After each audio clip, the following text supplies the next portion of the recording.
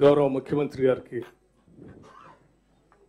అట్లాగే ముఖ్యమంత్రి రేవంత్ రెడ్డి గారికి, అట్లాగే గౌరవ మంత్రివర్యులు ఉత్తమ్ కుమార్ రెడ్డి గారికి, గౌరవ మంత్రివర్యులు శ్రీమతి కొండా సురేఖ గారికి, గౌరవ మంత్రివర్యులు పొంగులేటి శ్రీనివాసరెడ్డి గారికి, గౌరవ మంత్రివర్యులు సీతక్క గారికి, అలాగే గౌరవ శాసనసభ్యులు గండ సత్యనారాయణ గారికి, మల్లెడ్డి రంగారెడ్డి గారికి, రాజ్ ఠాకూర్ గారికి, లక్ష్మణ్ కుమార్ గారికి, రాగమయ్య గారికి, కోనంనేని సాంబశివరావు గారికి, రేవూరు ప్రకాష్ రెడ్డి గారికి, కవంపల్లి సత్యనారాయణ గారికి, కోరం కనకయ్య గారికి, కుంభం అనిల్ రెడ్డి గారికి, నాగరాజు గారికి, పాయం వెంకటేశ్వర గారికి, ఆది శ్రీనివాస్ గారికి, అట్లాగే ప్రభుత్వ ప్రోటోకాల్ అడ్వైజర్ వేణుగోపాల్ గారికి,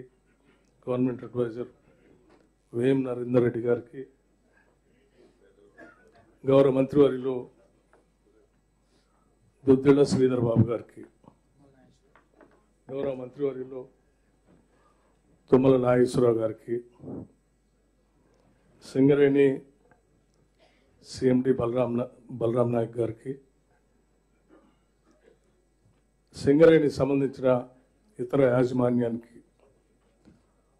అట్లాగే వివిధ బ్యాంకింగ్ సంస్థలకు సంబంధించినటువంటి ఉన్నతాధికారులకి, ఐఎన్టీసీ నాయకులకి, జనక ప్రసాద్ గారికి, అట్లాగే ఏఐటీసీ సీతారామయ్య గారికి, పాత్రికేయ మిత్రులారా, మీ అందరికి కూడా ముందుగా హృదయపూర్వకమైనటువంటి నమస్కారాలు.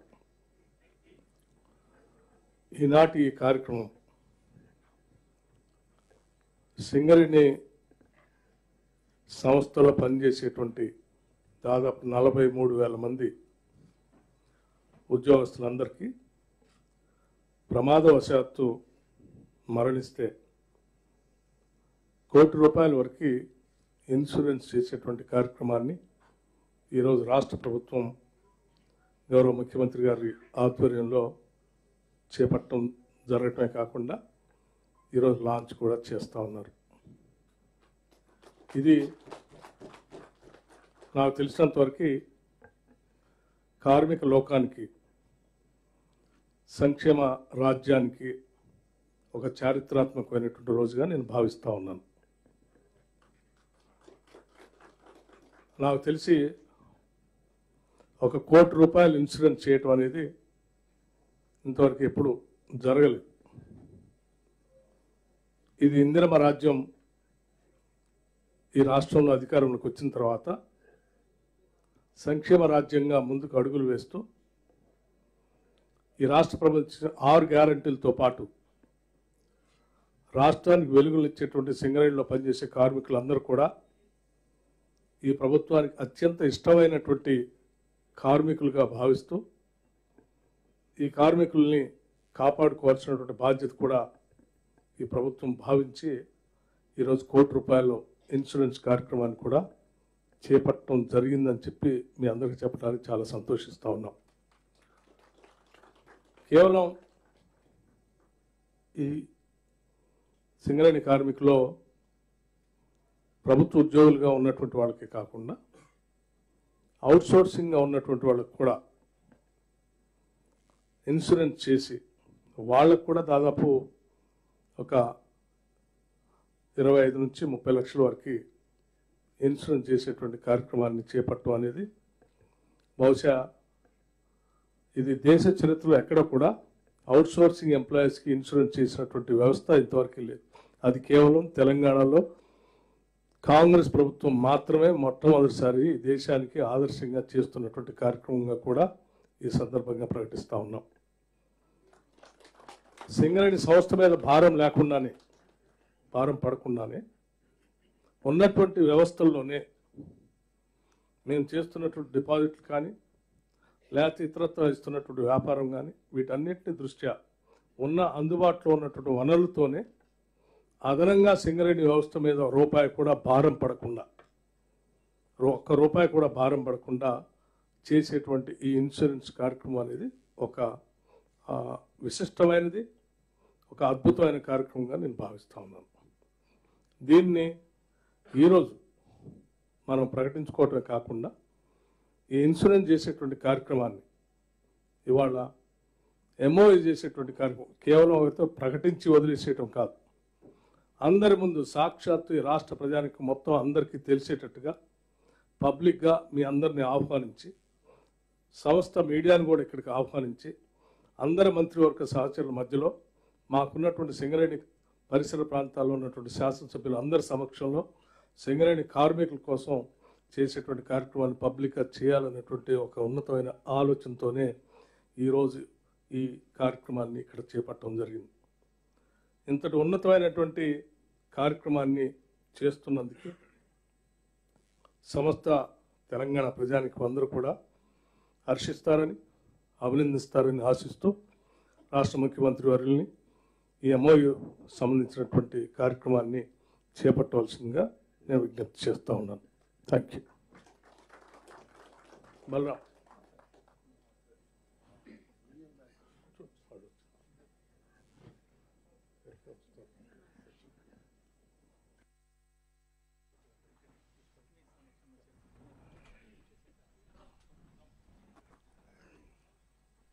సింగరేణి సంస్థ తరఫున చైర్మన్ మరియు ఎండి శ్రీ బలరాం గారు, యూనియన్ బ్యాంక్ ఆఫ్ ఇండియా నుంచి శ్రీ కారే భాస్కర్ రావు గారు ఈ ఒప్పంద పత్రాలపైన రాష్ట్ర ముఖ్యమంత్రి వర్యులు, ఉప ముఖ్యమంత్రి వర్యులు మరియు మంత్రులు, ఎమ్మెల్యేల సమక్షంలో సంతకాలు చేస్తున్నారు. ఉప ముఖ్యమంత్రి వర్యులు పేర్కొన్నట్టుగా ఇది ప్రజా బాహుళ్యం ఎదుట ఈ రకమైనటువంటి ఒక వినూత్నమైన కార్యక్రమానికి శ్రీకారం చుట్టడం జరిగింది. వారి సమక్షంలో ఈ ఒప్పందం జరగడం ఎంతో సంతోషకరం.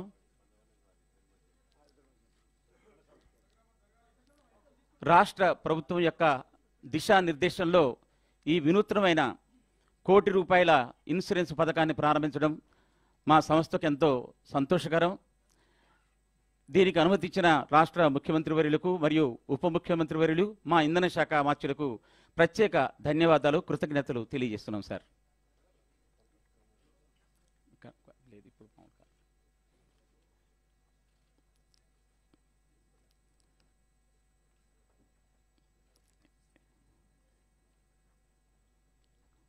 ఈ సందర్భంగా రాష్ట్ర ముఖ్యమంత్రి వర్యుల్ని వారి సందేశం ఇవ్వవలసిందిగా ఆహ్వానిస్తున్నాను సార్.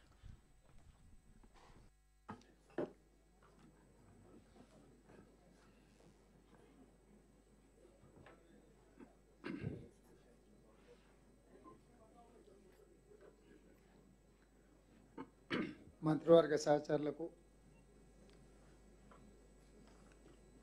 సింగరేణి యాజమాన్యం,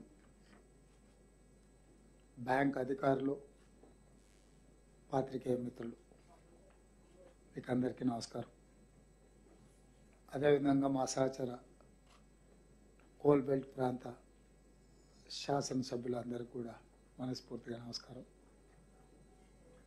తెలంగాణ ఉద్యమంలో క్రియాశీలక పాత్ర పోషించిన కీలకమైన సంస్థలలో సింగరేణి సంస్థ, సింగరేణి కార్మికులు అత్యంత కీలకమైన సందర్భంలో క్రియాశీలక పాత్ర పోషించారు. ఆనాడు ఆర్టీసీ కార్మికులు కావచ్చు, విద్యుత్ కార్మికులు కావచ్చు, వాళ్ళతో పాటు పోటీపడి సకల జనుల సమ్మెలో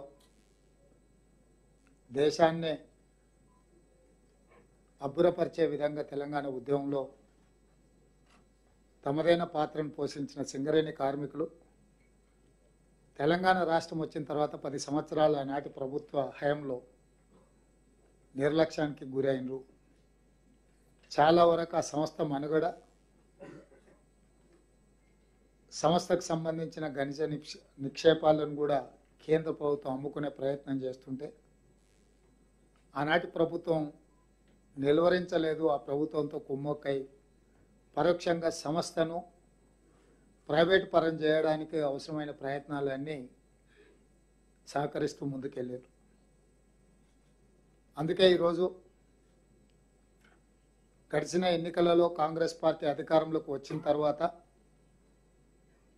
శ్రీమతి సోనియా గాంధీ, శ్రీ మల్లికార్జున్ ఖర్గే గారి నాయకత్వంలో తెలంగాణలో కాంగ్రెస్ ప్రభుత్వం ఏర్పాటు చేసి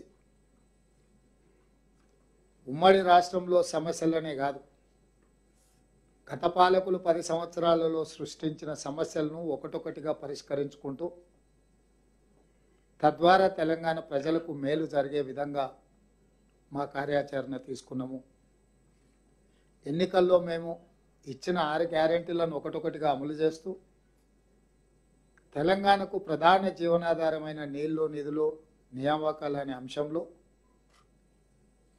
జరిగిన తప్పిదాలను ప్రజలకు వివరించుకుంటూ వాటిని పరిష్కరించే బాధ్యత మా ప్రభుత్వం తీసుకున్నది. ఆనాడు 72,000 కోట్ల రూపాయల అప్పులతో మొదలైన రాష్ట్ర ప్రభుత్వం ఈరోజు 7 లక్షల కోట్ల రూపాయలకు చేరుకున్నది. ప్రజలకు, పాత్రికేయ మిత్రులకు అర్థమయ్యే విధంగా చెప్పాలి అని అంటే, రాష్ట్రం ఏర్పడ్డ రోజు సంవత్సరానికి మనం కట్టాల్సిన అప్పుల యొక్క విలువ 6,000 కోట్ల రూపాయలు. సరిగ్గా 10 సంవత్సరాల తర్వాత ప్రతి సంవత్సరం ఇప్పుడు కట్టాల్సిన అప్పు 70,000 కోట్ల రూపాయలు. 1,30,000 కోట్ల రూపాయలు రాష్ట్రానికి ఆదాయం ఉంటే చంద్రశేఖరరావు గారు చేసిన అప్పులకు సంవత్సరానికి 70,000 కోట్ల రూపాయలు ఈరోజు బ్యాంకులకు చెల్లించాల్సిన పరిస్థితి, ఆర్థిక సంక్షోభం తెలంగాణ రాష్ట్రంలో ఉంది. మిగులు రాష్ట్రంగా 16,000 కోట్ల రూపాయలు మిగులు బడ్జెట్తో సంవత్సరానికి 6,000 కోట్ల రూపాయలు మాత్రమే బ్యాంకులకు చెల్లించే స్థితిలో రాష్ట్రాన్ని చంద్రశేఖరరావు గారి చేతిలో పెడితే, వారు 80,000 పుస్తకాలు చదివిన అనుభవంతో 10 సంవత్సరాలలో ప్రతి సంవత్సరం 70,000 కోట్ల రూపాయలు బ్యాంకులకు చెల్లించాల్సిన దివాలా పరిస్థితి తెలంగాణ రాష్ట్రాన్ని వేగంగా తీసుకెళ్ళిండు. 60 ఏళ్లలో ఆనాటి పాలకులు మన మీద మోపిన ప్రతి సంవత్సరం చెల్లించాల్సింది 6,000 కోట్లు. కానీ 10 సంవత్సరాలలో చంద్రశేఖరరావు మోపిన భారం 70,000 కోట్లు. 70,000 కోట్లు ప్రతి సంవత్సరం చెల్లించాల్సిన పరిస్థితి నుంచి మిత్రులు, ఉప ముఖ్యమంత్రి గారు ఆర్థిక శాఖ మంత్రిగా బాధ్యతలు చేపట్టి ఒక్కొక్క విభాగాన్ని పరిశీలిస్తుంటే అసలు ఇంత తొందరగా విధ్వంసం చేయగలిగిన శక్తి ప్రపంచంలో ఇంకెవరికైనా ఉందా లేదా అనే అనుమానం కలిగే విధంగా చంద్రశేఖరరావు గారు ప్రయత్నం చేసినారు. ప్రతి నెల 1వ తారీఖు నాడు ప్రభుత్వ ఉద్యోగులకు జీతభత్యాలు చెల్లించాల్సిన పరిస్థితి నుంచి 25వ తారీఖు వరకు విడతల వారీగా చెల్లించాల్సిన పరిస్థితులు రాష్ట్రంలో ఆర్థిక సంక్షోభాన్ని ఎదుర్కొంటుంటే, బాధ్యత చేపట్టిన మొదటి నెలలోనే 4వ తారీఖు నాడు ప్రభుత్వ ఉద్యోగులకు జీతాలు ఇచ్చినాము. 2వ నెల 1వ తారీఖు నాడే జీతాలు చెల్లించినాము. అదేవిధంగా ఇప్పటికీ పేపర్లలో, టీవీలలో నిస్సిగ్గుగా కేటీఆర్, హరీష్ గారు మాట్లాడుతున్నారు రైతు బంధు చెల్లించలేదు. మొన్ననే నేను అసెంబ్లీలో చెప్పిన, డిసెంబర్లో మొదలుపెట్టి అక్టోబర్ వరకు రైతు బంధు చెల్లించుకుంటూ పోయారు. మేము జనవరిలో మొదలుపెట్టి మార్చి 31 లోపల Rythu Bandhu చెల్లిస్తాము, budget financial year ముగిసే లోపల రైతులందరికీ రైతు బంధు పథకం అమలు చేస్తాము, చేసి చూపిస్తామని మేము ఆ దిశగా ఇవాళ 15 రోజుల్లోనే రైతు బంధు చెల్లించవచ్చు.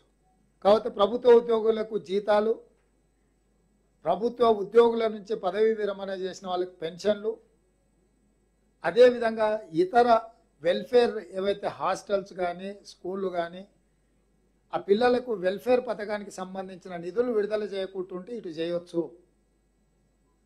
ఈరోజు ఆర్థిక నియంత్రణ పాటించుకుంటూ వచ్చిన ఆదాయాన్ని అన్ని వర్గాలను సంతృప్తిపరిచే విధంగా జాగ్రత్తగా, ఎవరికి ఇబ్బంది, ఎవరికి నష్టము, ఎవరికి కష్టం కలగకుండా ఉండే విధంగా ప్రతిరోజు ఏమొచ్చింది, ఈ వచ్చిన దాన్ని ఎవరికి చెల్లించాలి అని నిమిషం అంచనా వేసుకుంటూ ముందుకెళ్తున్నది ప్రభుత్వం. ఆర్థిక మంత్రి గారు ఆ దిశగా ముందుకు నడిపిస్తున్నందుకు అభినందించాల్సింది పోయి ఇంకా అబద్ధాలు చెప్పి ప్రజల్ని మభ్యపెట్టి ఏదో సాధించాలనే తాపత్రయం చూస్తుంటే వాళ్ళ మీద జాలి కలుగుతుంది. తండ్రి కొడుకులు మామ అల్లుళ్ళు తప్ప ఏ ఒక్కరు కూడా వాళ్ళ అభిప్రాయాలతో వాళ్ళ పార్టీ ఏకీభవించడం లేదు. ఈరోజు మీరు చూడండి, శాసన మండలిలో కల్వకుంట్ల కవిత గారు, శాసనసభలో హరీష్ రావు గారు, లేకపోతే తారక రామారావు గారు, బహిరంగ సభలల్లో కల్వకుంట్ల చంద్రశేఖరరావు గారు. ఈ నలుగురు ఘోషనే తప్ప అసలు ఎవరైనా వాళ్ళ పార్టీ వాళ్ళైనా వాళ్ళు మాట్లాడుతున్న దాన్ని ఏమాత్రమన్నా ఆమోదిస్తుందా అని కూడా వాళ్ళు చూసుకోవడం లేదు. అయినా వాళ్ళు ఏదో మాట్లాడుతుండ్రని వాళ్ళు మాట్లాడతారని కాదు, మేము బాధ్యతగా ప్రజలు ఇచ్చిన మాట, మేము ప్రభుత్వాన్ని పారదర్శకంగా ప్రజలకు ఉపయోగపడే విధంగా నిర్ణయాలు తీసుకుంటున్నాము. 10 సంవత్సరాలు ఉద్యోగ నియామకాలు చేపట్టలేదు వాళ్ళు. కొన్ని నోటిఫికేషన్లు ఇచ్చినా చిన్న చిన్న అంశాలు కోర్టు పరిధిలో ఉంటే కూడా వాటిని పరిష్కరించి వీళ్ళకు ఉద్యోగ నియామక పత్రాలు ఇవ్వాలన్న ఆలోచన కూడా చేయలేదు.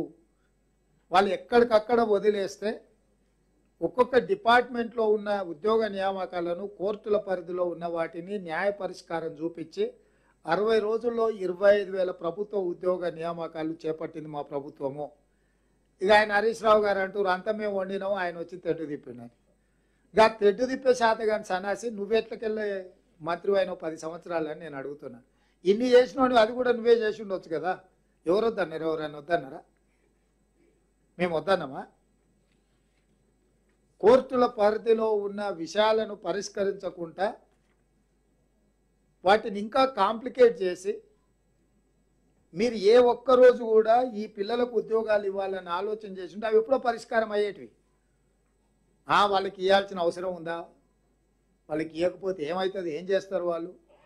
నిర్లక్ష్య ధోరణితో మీరు ఎక్కడికక్కడ గాలికి వదిలేస్తే ఒక్కొక్క శాఖ స్టాఫ్ నర్సులను 6,956 నియామకాలు చేపట్టిన, పోలీసు ఫైర్ అండ్ ఎక్సైజ్ డిపార్ట్మెంట్లలో దాదాపుగా 15,000 ఉద్యోగ నియామకాలు చేపట్టినాం.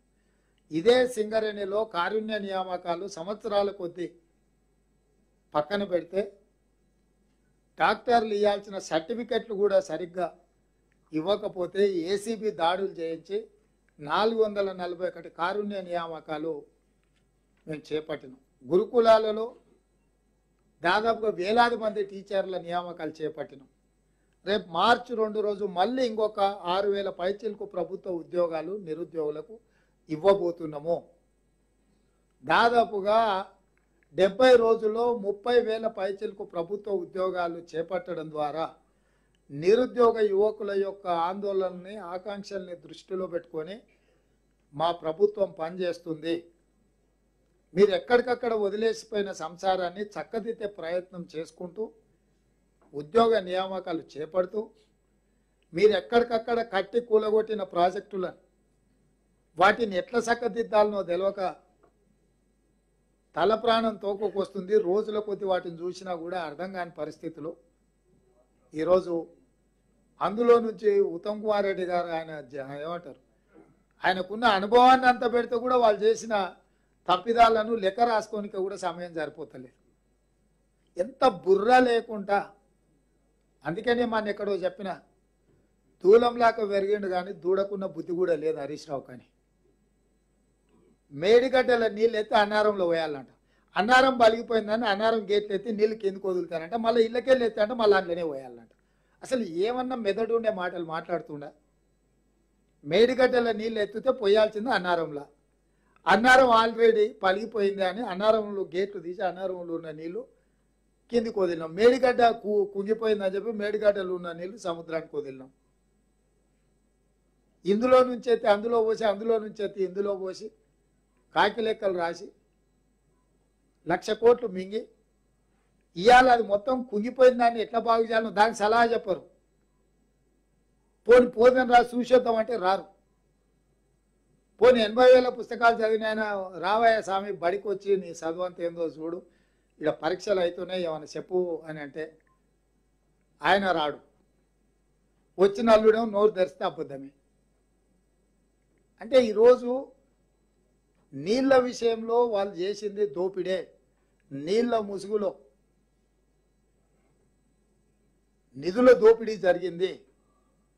1,00,000 కోట్లు ఖర్చు పెట్టినా 1,00,000 కోట్లతో కట్టిన కాళేశ్వరం ఒకవేళ కూలిపోకపోయి ఉంటే వీళ్ళు చేసిన తప్పిదాల మీద చర్చ కొంత తక్కువ జరిగి ఉండేది. ఇవాళ మేడిగడ్డ కుంగిపోయింది, అన్నారం పగిలిపోయింది అని చెప్తుంటే మళ్ళీ మేడిగడ్డల నుంచి నీళ్ళు అయితే అన్నారంలో పోయమంటారు. అంటే వితండవాదంతో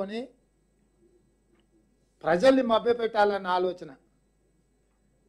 ఇక నిన్న ఆయన అచ్చంపేటకు పోయి చెప్తున్నాడు మొత్తం ప్రాజెక్టులు వాళ్ళకి అప్పచెప్పిరా. ఎవరు అప్పచెప్పిరా ప్రాజెక్టులు? ఇంటికి పిలిచి పంచపక్ష ప్రమాణాలు పెట్టి జీవోలు మీ ఇంట్లో తీసి మొత్తం కొల్లగొట్టమని చెప్పి మీరే తాళాలకు గుర్తి జగన్ రెడ్డి చేతిలో పెడతారు. కృష్ణానది జలాలు మీరు కొల్లగొట్టకపోయినాయి. స్వయంగా కేసీఆర్ మాట్లాడింది చూపించినా కూడా కనీసం ఇప్పటికైనా అర్థం చేసుకొని నోరు మూసుకొని ఉంటారేమో అని మేము అనుకున్నాం. మళ్ళీ అదే తప్పుడు మాటలు మాట్లాడుకుంటూ ఊరు మీద తిరుగుతున్నారు. గోదావరి జలాలు అట్లా పోయినాయి, కృష్ణానది జలాలు ఇట్లా పోయినాయి, ఉద్యోగ నియామకాలు కోర్టులకు వదిలేసిండ్రు, రాష్ట్రంలో పరిపాలన గాలికి వదిలేసిండ్రు. 10 ఏళ్ళు వాళ్ళు అమలు చేయని వాళ్ళు ఇచ్చిన హామీలు. నేను ఇప్పుడు కూడా సూటిగా టీఆర్ఎస్ పార్టీకి సవాల్ విసురుతున్నా. మీరు మీ 10 సంవత్సరాలలో 2 ఎన్నికల మేనిఫెస్టోలు, మొన్న మేము ఎన్నికలలో ఇచ్చిన 6 గ్యారెంటీల మీద ప్రత్యేక శాసనసభ సమావేశాలు పెట్టి చర్చించడానికి మీరు సిద్ధంగా ఉన్నారా? వీళ్ళ వ్యవహారం ఇట్లుంటే సరిగ్గా మొదటి రోజు బీఆర్ఎస్ వాళ్ళు మాట్లాడిన ప్రెస్ మీట్ కాగితాలు తీసుకొని వచ్చి బీజేపీ వాళ్ళు మాట్లాడుతారు. పొల్లు ఓకుట హరీష్ రావు మాట్లాడిన తెల్లారి కిషన్ రెడ్డి మాట్లాడతాడు అదే భాష. అదే వాళ్ళిద్దరి భాషలో, భావంలో, ఆలోచన విధానంలో ఏమీ తేడా లేదు. ఇద్దరు కలిసి అక్కసెల్లగక్తురు కాంగ్రెస్ పార్టీ మీద.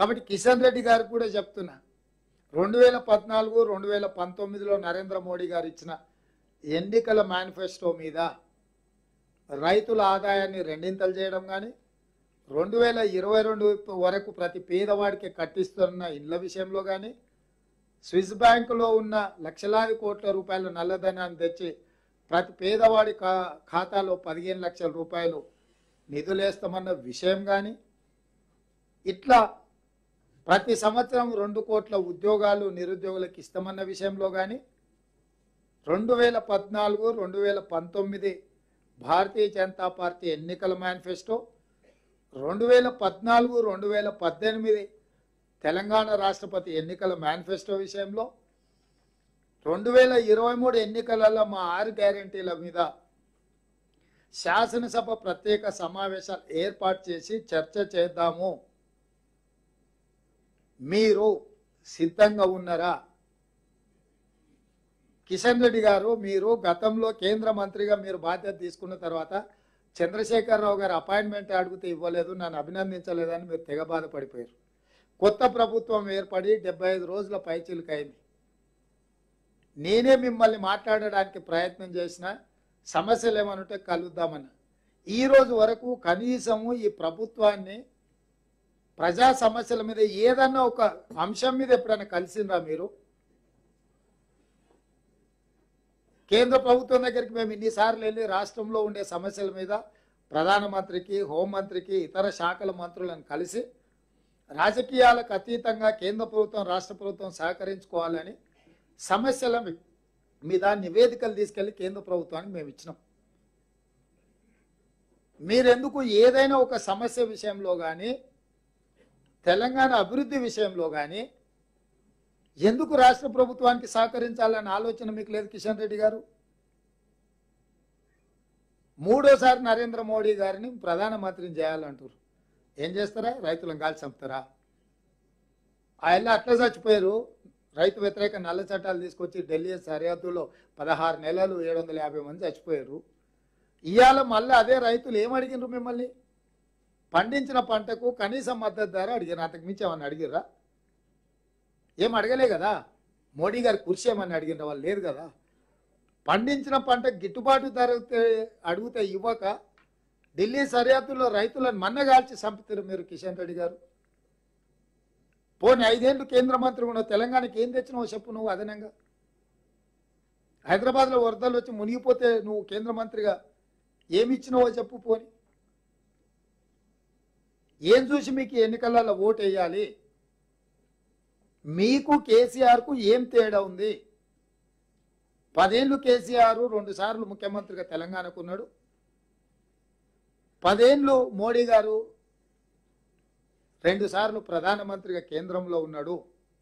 మీరు ఇద్దరు కలిసి తెలంగాణ ప్రజల్ని ఏదో రకంగా మోసం చేసిన వాళ్ళే, నష్టం చేసిన వాళ్ళే.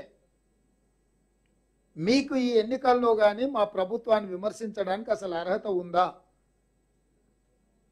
మేము వచ్చిన తర్వాత ఆర్టీసీ బస్సు ఉచితంగా ఏర్పాటు చేసినాం కాదంటారా? 18 కోట్ల మంది మహిళలు ఇవాళ బస్సు రవాణా సౌకర్యాన్ని మేడారం జాతరల దాదాపుగా 1 కోటి మంది మహిళలు వచ్చిపోయారు. 1.5 కోటి మంది అక్కడికి వస్తే 1 కోటి మంది మహిళలు దగ్గర వచ్చారు మేడారం జాతరకే. వాళ్ళ దగ్గర ఎవరి దగ్గర ఒక పైసా తీసుకున్నామా మేము? రాజీవ్ ఆరోగ్యశ్రీ కింద 10 లక్షల రూపాయలు వాళ్ళ వైద్య ఖర్చులకు మేము ఇస్తున్నాం. రేపు సాయంత్రం 5 గంటలకు మేము 500 రూపాయలకు సిలిండరు, ప్రతి పేదవాడి ఇంటికి 200 యూనిట్ల ఉచిత కరెంటు కార్యక్రమాన్ని మేము ప్రారంభిస్తున్నాం. రమ్మని ఆహ్వానించిన మిమ్మల్ని అందరినీ ఎందుకు మొహం చాటేస్తున్నారు? అంటే ఈరోజు ఈ రాష్ట్రంలో వీళ్ళిద్దరికి బాధ్యత లేదు, బరువు లేదు. బాధ్యత బరువు లేకుండా ఏదో ఒకటి మాట్లాడుకుంటా ప్రజల్ని మభ్యపెట్టే ప్రయత్నం చేస్తుండ్రు.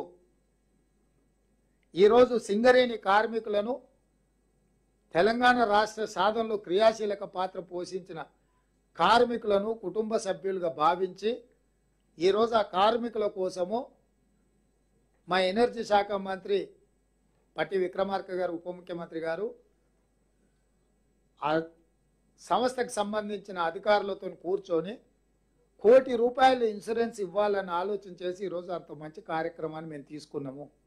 ఇంత మంచి కార్యక్రమాన్ని తీసుకున్నప్పుడు కూడా మీకు అభినందించాలన్న ఆలోచన రావడం లేదంటే మీ ఇద్దరికి రాజకీయ స్వార్థమే తప్ప, ఎన్నికల్లో గెలవాలన్న దురాశ తప్ప మీకు ఏమైనా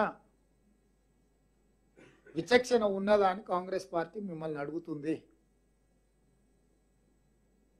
అందుకే ఈరోజు ఈ తెలంగాణ రాష్ట్రం ఇచ్చింది కాంగ్రెస్ పార్టీ, తెలంగాణ రాష్ట్రాన్ని కాపాడేది కాంగ్రెస్ పార్టీ, ఈ తెలంగాణ రాష్ట్రాన్ని అభివృద్ధి పదం వైపు నడిపించేది కాంగ్రెస్ పార్టీ, ఈ తెలంగాణ రాష్ట్రంలో సంక్షేమ పథకాలు అమలు చేసేది కాంగ్రెస్ పార్టీ. మాకున్న బరువు బాధ్యత ఎవ్వరు మమ్మల్ని ప్రశ్నించే అధికారం లేదు. ఈ 75 రోజుల్లో ప్రతిరోజు, ప్రతి గంట, ప్రతి నిమిషం ఈ రాష్ట్రాన్ని చక్కదిద్దడానికి మేము ప్రయత్నం చేస్తున్నాము. 10 సంవత్సరాల చంద్రశేఖరరావు 100 ఏళ్ళకు సరిపోయే విధ్వంసం చేసాడు తెలంగాణను. దాదాపుగా 1,30,000 కోట్ల ఆదాయం రెవెన్యూ రిసీట్స్ ఉంటే 70,000 కోట్ల రూపాయలు ఈరోజు అప్పులకే, నువ్వు చేసిన అప్పులకు మిత్తిలు కట్టాల్సిన పరిస్థితి ఉంది. మిత్తి కట్టడానికి మళ్ళీ అప్పు తేవాల్సిన పరిస్థితి రాష్ట్రంలో దాపురించింది. శక్తినంతా కూడా తీసుకొని ఆర్థిక పరిస్థితిని చక్కదిద్ది ముందుకు నడిపించాలనే ప్రయత్నం చేస్తున్నాము. అందుకే మీడియా మిత్రులను కూడా సహకరించాల్సిందిగా కోరుకుంటున్నాము. ఏదైనా మీకు అనుమానాలు ఉంటే నివృత్తి చేయడానికి మేము అందుబాటులో ఉన్నాము. మా మంత్రులు కానీ మేము కానీ కంటిన్యూస్గా మీకు అందరికీ అందుబాటులోనే ఉంటున్నాము. అపోహలు సృష్టించే ప్రయత్నాలు చేసే వాళ్ళను నిలువరించండి.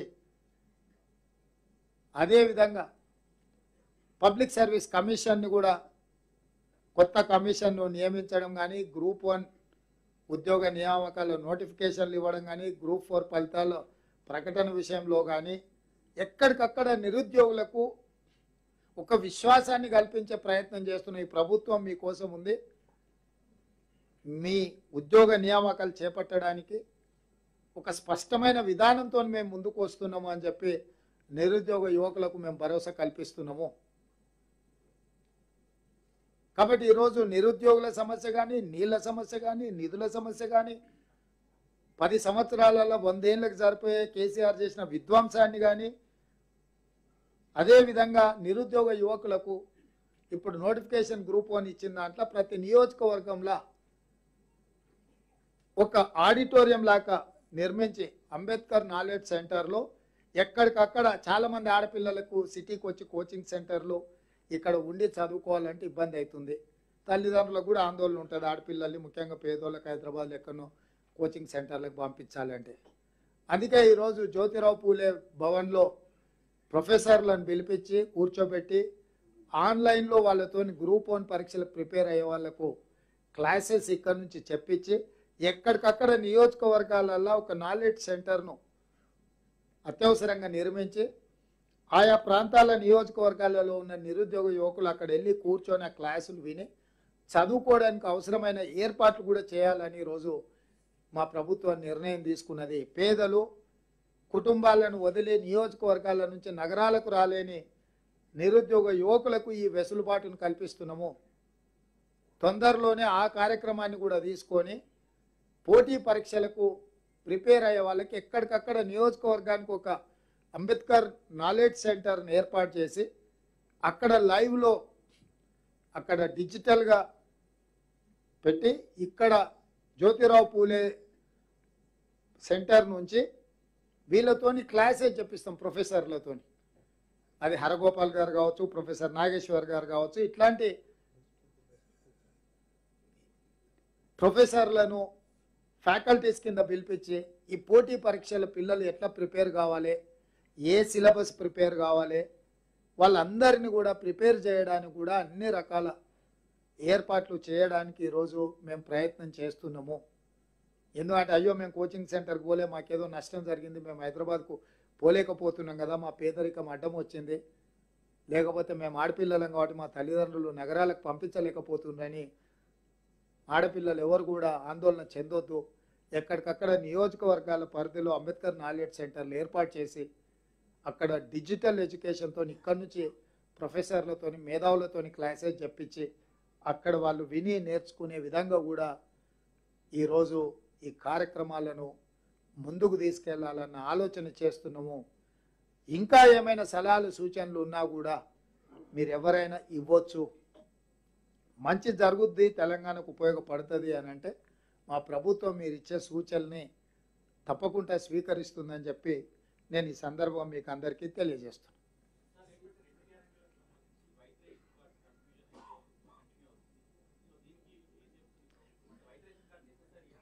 ప్రభాకర్, నేనేమంటున్నా అంటే ఏదో ఒక కొలబద్దు ఉండాలి. అసలు ఏది ఇచ్చినా కూడా సంక్షేమ పథకం అనేది ఎవరికి, నిస్సహాయులకు సహాయం అందించడమే మా సంక్షేమ విధానం. నిస్సహాయులకు కొలబద్ది ఏంది మన రాష్ట్రంలో? తెల్ల రేషన్ కార్డు. సో తెల్ల రేషన్ కార్డు ప్రాథమిక అర్హత కింద వాళ్ళకు అమలు చేయాలనుకుంటున్నాము. రేషన్ కార్డులు లేని వాళ్ళకి రేషన్ కార్డులు కూడా మేము ఇస్తాం. ఏ కొలబద్ద లేకుండా ఇస్తే నేషనల్ హైవేస్ రోడ్లలో పోయిన వాటికి రైతు బంధు వేసినట్టు ఉంటుంది. మనం మీరు చూసిండ్రు పేపర్లలో, టీవీలలో. ఇప్పటి వరకు రైతు బంధు అనర్హులకు 22,000 కోట్ల రూపాయలు ఇచ్చిందని ఒక అంచనా వచ్చింది. 22,000 కోట్లు అనేది దేన్ని అంటారు ప్రభాకర్? అంటే అసలు లేఅవుట్లు అయిపోయి ఇండ్లు కట్టుకున్న కాలనీలకు, రోడ్లకు పోయిన భూములకు, గుట్టలకు, రాళ్లకు, రప్పలకు బుద్ధి జ్ఞానం లేకుంటే ఎట్లా పడితే ఎడా పెడా వేస్తే ఈ 5-6 ఏళ్లలోనే 22,000 కోట్లు అనర్హులకు వచ్చినాయని చెప్పి నిన్నమన్నే పత్రికలలో నేను చదివిన.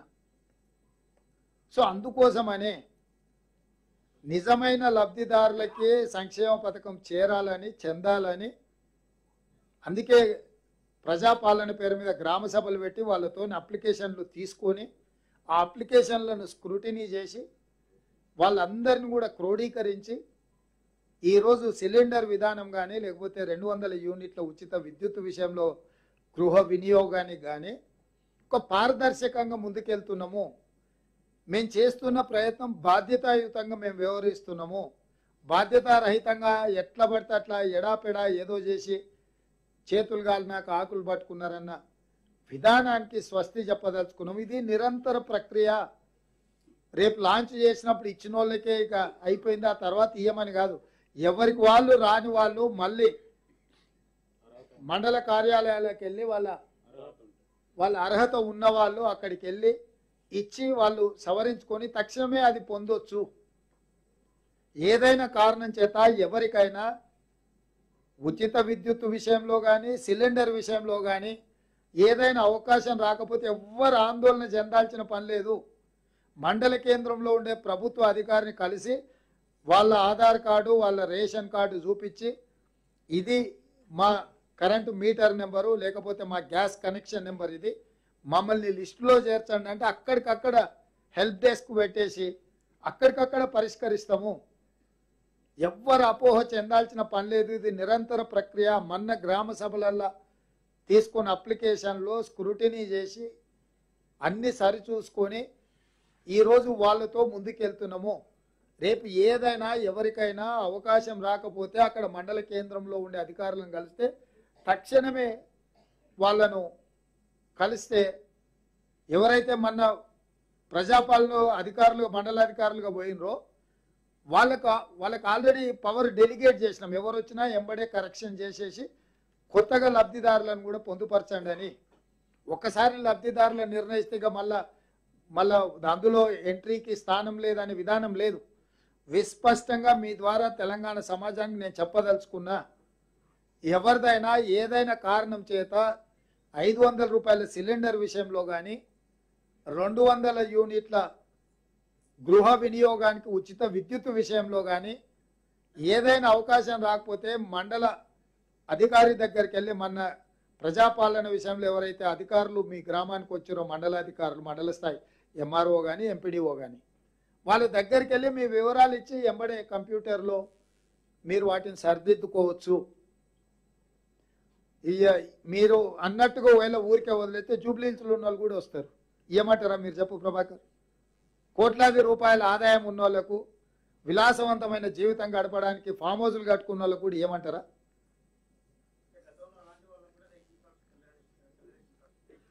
అట్లా ఏమైనా ఉండి నీ దృష్టికి వచ్చి రాంబాబు ఇది తప్పు అని చెప్తే తప్పకుండా రద్దు చేస్తాం. ఒకవేళ జూబ్లీహిల్స్లో ఉన్న వాళ్ళకి ఎవరికైనా అట్లా తెల్ల రేషన్ కార్డులు ఉంటే తప్పకుండా రద్దు చేస్తాం.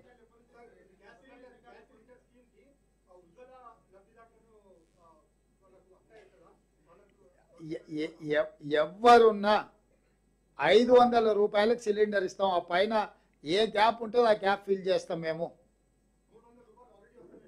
ఏది వచ్చినా మిగిలిన బ్యాలెన్స్ మేము ఇస్తాం.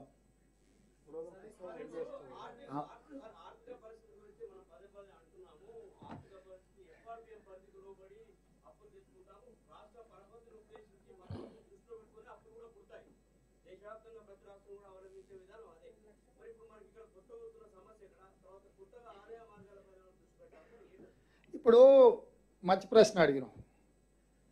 అప్పులు తెచ్చి ఆస్తి సృష్టించినాం అన్నారు. మిషన్ భగీరథ సృష్టించింది అది ఆస్త, కాళేశ్వరం కట్టిండి అది ఆస్త. ఏదైనా అప్పు తెచ్చినప్పుడు పెట్టుబడి పెట్టి ఆ పెట్టుబడి ద్వారా ఆదాయాన్ని వచ్చి మళ్ళీ తిరిగి అప్పు కట్టాలి.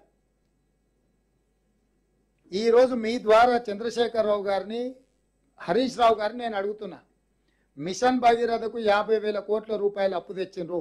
ఒక్క రూపాయి అయినా ఆదాయాన్ని సృష్టించి ఆ ఆదాయంతో నువ్వు అప్పు కట్టినవా? 1,00,000 కోట్లు కాళేశ్వరానికి అప్పు తీసుకొచ్చిన ఒక్క రూపాయి అయినా కాళేశ్వరం కట్టి ఆదాయాన్ని పొందే ఆదాయం కట్టినవా? ఇవాళ ఈ ప్రాజెక్టులు కట్టి తద్వారా ఆదాయం వస్తుంది, ఈ ఆదాయం ద్వారా మీ అప్పు కడతా అని చెప్పి వాళ్లకు డీటెయిల్ ప్రాజెక్టు రిపోర్ట్లు బ్యాంకులకు ఇచ్చి ప్రభుత్వానికి వచ్చే నికరమైన ఆదాయాన్ని ఈ అప్పులకు కట్టే పరిస్థితి కల్పించిండు. అందుకోసం ఆర్థిక సంక్షోభం వచ్చింది ఈరోజు రాష్ట్రంలో. ఎఫ్ఆర్బిఎం పరిధి అనేది ఇప్పుడు వచ్చింది. ఎఫ్ఆర్బిఎం పరిధిని బైపాస్ చేయడానికి కార్పొరేషన్లు సృష్టించి అడ్డగోలుగా అప్పులు తెచ్చి నిండా ముంచుతుంటే ఇదిగా ఒక విధ్వంసకరమైన విధానానికి ముందుకెళ్తుందని కేంద్ర ప్రభుత్వం తీసుకొచ్చి ఏ కార్పొరేషన్ ద్వారా ఏ రకంగా రాష్ట్రం అప్పు చేసినా ఎఫ్ఆర్బిఎం పరిధిలోకి తీసుకొచ్చి ఆ కొలబద్ద పెట్టి కొలుస్తామని కట్టే తీసుకొని వాళ్ళు కూర్చున్నాక ఈ లెక్కలన్నీ బయటకు వచ్చినాయి. మేము వచ్చి బట్టి విక్రమార్క గారు శ్వేతపత్రం విడుదల చేసే వరకు రాష్ట్ర ఆర్థిక పరిస్థితి మిగులు రాష్ట్రం అని లేకపోతే ధనిక రాష్ట్రం అని మేము మొనగాళ్ళం మా మీసాలకు సంపంగా నూనె పెట్టుకుంటున్నామని చెప్పారు. చివరాఖరికి మనం ఉన్నది బయట పెట్టే వరకల్లా పైన పటారం లోపల లొటారం అనేది బయటపడ్డది.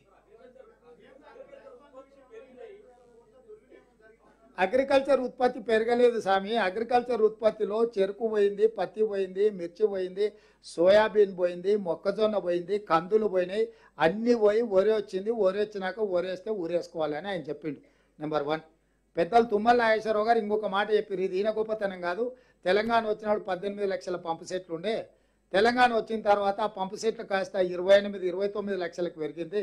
11 లక్షల పంపు సెట్లు పెరిగినాయి కాబట్టి ప్రతి పంపు సెట్ కింద 3 ఎకరాలు 4 ఎకరాలు వరి పండిస్తే 40 లక్షల ఎకరాల వరి పండడం వల్ల పెరిగింది తప్ప ఇందులో ఈ ప్రభుత్వానికి ఏమీ లేదు అని లెక్కలతో సహా వ్యవసాయ శాఖ మంత్రి గారు మొన్ననే అసెంబ్లీలో చెప్పిండు.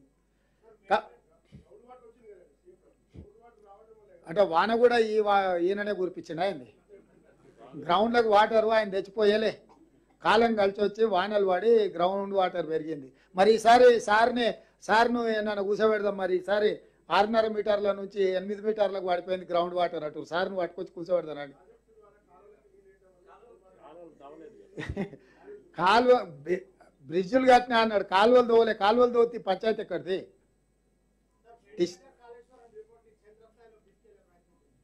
ఇక మీరే తీసుకెళ్ళాలి. మా ప్రయత్నం మేము చేసినాం. మేము చెప్పాల్సింది చెప్పినాం, చూపించాల్సింది చూపించినాం. ఏమంటారు మొత్తం డిజిటల్గా మీకు అసెంబ్లీలనే మొత్తం అంతా పవర్ పాయింట్ ప్రజెంటేషన్ ఇచ్చాం. కాళేశ్వరం మిమ్మల్ని ప్రత్యక్షంగా తీసుకెళ్ళి కుంగిపోయింది చూపించడం, పగిలిపోయింది చూపించడం. దయచేసి మీడియా మిత్రులు కూడా దీన్ని క్షేత్రస్థాయిలో ప్రజల దగ్గరికి తీసుకెళ్లాల్సిందిగా మేము కోరుకుంటున్నాం.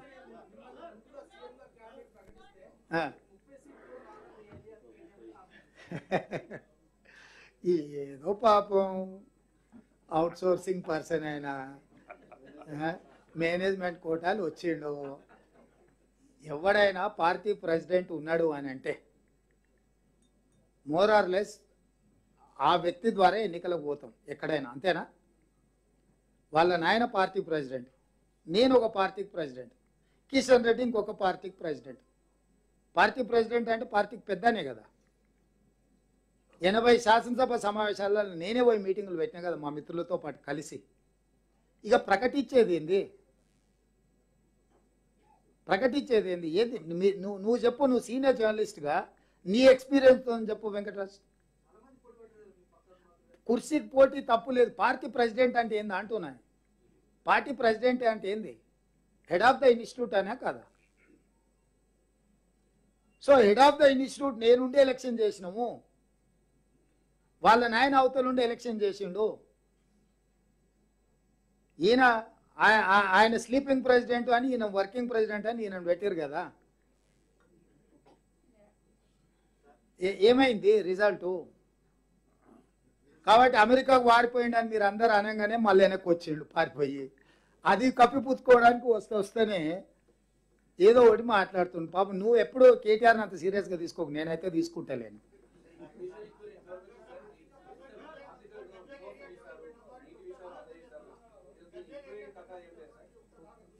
ఏంటిది? అవునా? నీ సజెషన్ ఏంటి? నువ్వు మేము ఇప్పటివరకు పెద్దగా ఆలోచన చేయలేదు దాని మీద. నువ్వు సజెస్ట్ చేస్తే డెఫినెట్గా పరిగణలోకి తీసుకుంటాం.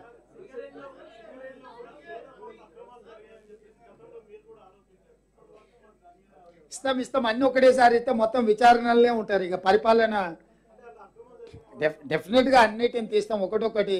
గొర్రెలు అన్నాడు, ఇప్పుడు ఒక్క గొర్రె కూడా పలుకుతలేదు. చూసిరు కదా ఏసీపీకి ఇవ్వగానే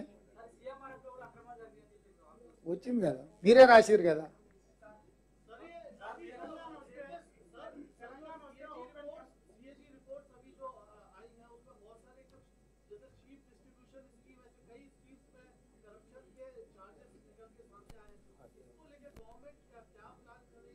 से इस पूरे मामले की इन्वेस्टिगेशन को आगे ले जाएंगे? अभी गवर्नमेंट हर चीज में जो जो हमारे सामने आए हम तो कार्रवाई शुरू किए।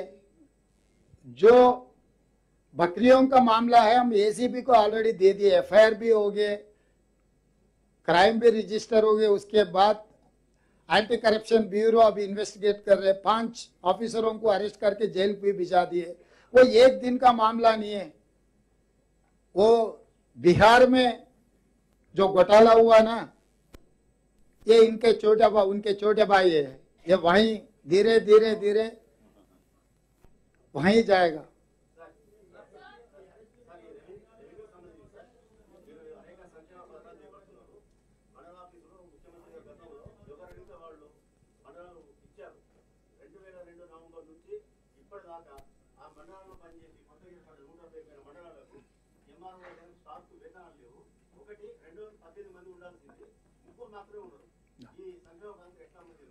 అంటే ఇట్లాంటి సంక్షేమం వాళ్ళు చాలా ఉన్నాయి.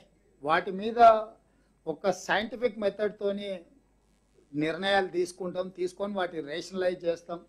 పరిపాలనకు అవసరమైన నియామకాలు ఇప్పుడు కొత్తగా ఏదైతే చేపడుతున్నాం, అన్ని డిపార్ట్మెంట్లలో ఉన్న ఖాళీలను అన్నిటిని కూడా తెప్పిస్తున్నాం. పబ్లిక్ సర్వీస్ కమిషన్కి ఇచ్చి నియామకాలు చేపడుతున్నాము.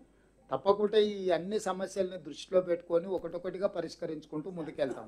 सर आप एक तरफ ये बोल रहे हैं कि ఎవరెవరు భాగస్వాములు అయితే వాళ్ళ మీద, వీళ్ళు వాళ్ళు అనేది ఎవరు లేదు. सर एक तरफ आप ये बोल रहे हैं कि बहुत सारा स्कीम्स जो चल रहा है केसीआर के टाइम में, वो बहुत स्कैम्स चल रहे हैं और हम लोग चार्ज लगाएंगे। दूसरी तरफ केटीआर ये बोल रहे हैं कि कांग्रेस या बीजेपी दोनों ने तेलंगाना के लिए कुछ नहीं किया है। इसके बारे में आप क्या बताएंगे? सचमुच है, हम लोग इतना चोरी तो नहीं किए। उनके परिवार जितना चोरी किए, अगर 100 साल भी हमको मौका दिए तो ऐसे काम नहीं करते। तो इसीलिए केटीआर ने सचमुच कहा, इतना चोरी तो किसी ने किए, उनके परिवार से कोई मुकाबला भी नहीं कर सकते। चोरों से हमको क्या लेना देना है। तो हम सही तरीका से हम सरकार चलाएंगे। जितने भी हम लोग वेलफेयर एंड डेवलपमेंट के बारे में हम लोग चुनाव से पहले जो वादा किया था, हमारे इलेक्शन मैनिफेस्टो है, वो हिसाब से हम सरकार चलाएंगे। हमारे तजुर्बा बहुत लंबे है, आपको भी पता है। 60-70 साल हम सरकार चलाए, बहुत experienced and seasoned elected representatives are there. We will use our experience to give good governance. Thank you.